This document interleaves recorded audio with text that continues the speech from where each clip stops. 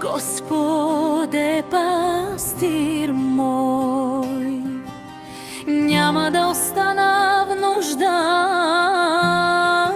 на зелени пасвища, ме успокоява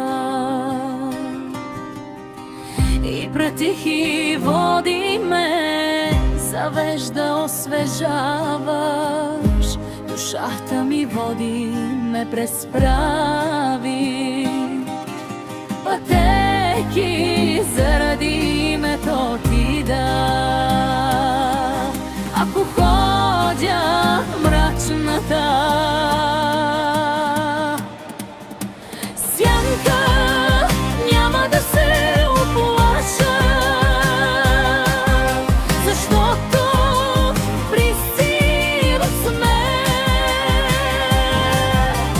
твоят жезъл, твоята тояга.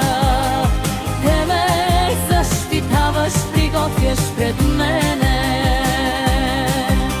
и аз щеш пред мене.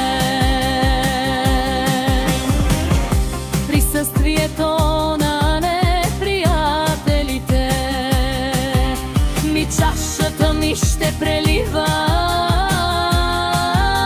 Наистина благост и милост ще ме следва през всичките дни на живота ми. Аз ще живея завинаги в домът Господен, и аз ще живея